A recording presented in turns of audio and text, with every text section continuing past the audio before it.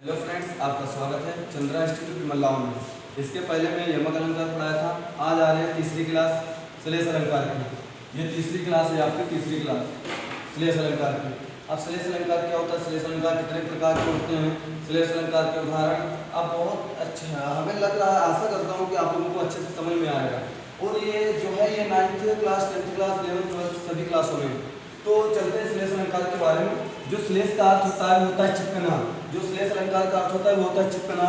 अब श्लेष अलंकार कितने प्रकार के होते हैं, जैसे यमक अलंकार में 2 प्रकार के होते हैं, ऐसे श्लेष अलंकार 2 प्रकार के होते हैं। एक होता है अभंग श्लेष, एक होता है सबंग श्लेष।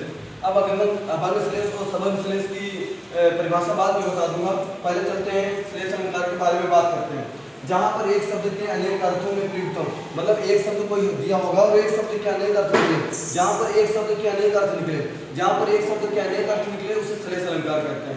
अब जैसे मैं कोई उदाहरण लेता हूँ, रंगन पानी राखिए बिन पानी सब सूं, पानी गए न उबरे मोती मानुष चुन। यहाँ पे पानी शब्द के हम कई अर्थ निकाल लेंगे। ऐसे एक और है, धोल गंवार सूत्र पसमारी सकल ताड़ना के अधिकारी। और एक और है, चरण धरत चिंता करते चितवत चारों ओर, चरण धरत चिंता करते चितवत चारों ओर, सुगरन को खोद कभी विचारी चोर। इस प्रकार से कई एग्जाम्पल्स हैं, चलते हैं इनके बारे में बात करते हैं। परिभाषा, जहाँ एक शब्द के अनेक अर्थ, जहाँ एक शब्द अनेक अर्थ हो, मतलब जहाँ पर एक शब्द के अनेक अर्थ निकले, तो इसकी सीधी सीधी परिभाषा है, जहाँ पर एक शब्द के अनेक अर्थ निकले, जहाँ पर एक शब्द के अनेक अर्थ निकले उसे श्लेष अलंकार कहते हैं। उदाहरण की बात करते हैं, रहीमन पानी राखिए बिन पानी सब सूं, रहीमन पानी राखिए बिन पानी सब सूं, पानी गए न उबरे मोती मानुष चुन। ये आपका शायद दोहा में बन जाएगा। ऐसे एग्जाम्पल से लिखा करो अलंकार में, श्लेष अलंकार का उदाहरण। ये कहीं पे दोहा में काम आ जाएगा, कहीं छंद में काम आ जाएगा, हर जगह पे, कहीं अलंकार में, रस में, मतलब हर जगह पे अलग अलग जगहों पे काम आएगा। तो यहाँ पे पानी शब्द को हम ले, पानी शब्द के अनेक अर्थ है। अब पानी शब्द के अर्थ देख लेते हैं। मोती मानुष चुन, मोती के रूप में अर्थ होता है इसका, पानी का अर्थ होता है मोती के रूप में चमक। अगर हम सोने की चीज है उसके ऊपर पानी चढ़ा देते हैं, वो सोने की लगने लगती है, ऐसे कहने का मतलब उसके ऊपर पानी है। मानुष का यहाँ पे इज्जत से है, तथा चून का मतलब यहाँ पे जल से, मतलब चूने की सफेदी, मतलब अगर चूना है, चूने में जल डाला जाएगा तो यहाँ चून का अर्थ होता है जल। जल बोले तो चूने में जल, जो जल डाला जाता है। अगला चरण धरत चिंता करत, चरण धरत चिंता करत चितवत चारों ओर, चरण धरत चिंता करत चितवत चारों ओर, और सुवर्ण को खोजत फिरत कवि विचारी चोर।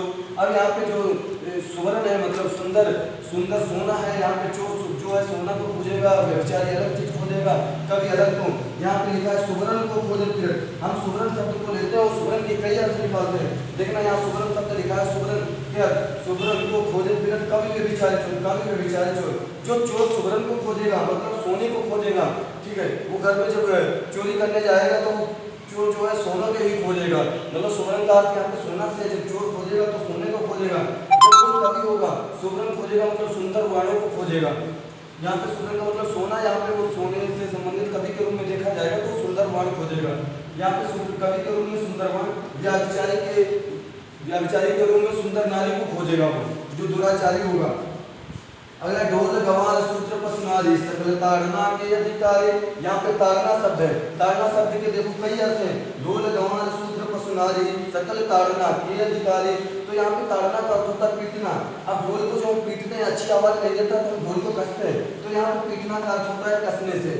अब गंवार, हम गंवार को ये नहीं उठाए डंडा और पीटने लगे, नहीं, उसको गंवार को हम पहले समझाते हैं अच्छे से, और जो शुद्ध होता है उसको डांटते हैं, पीटते नहीं है। पीटना का अर्थ यहाँ पे डांटने से है कि हम जो शुद्ध होगा उसको हम डांटेंगे। जो पशु होगा, पशु तो बातों से जल्दी मानता नहीं तो उसको हम पीटते हैं। जो नारी होता है, नारी तो हम जल्दी पीटते नहीं, उसको अपने बस में करते हैं कि यहाँ नहीं जाना वहाँ नहीं जाना, तो उसको अपने बस में रखते हैं। तो आज श्लेष अलंकार के बारे में इतने रखते हैं, बाकी अगले दिन रूपक अलंकार के बारे में चर्चा करेंगे।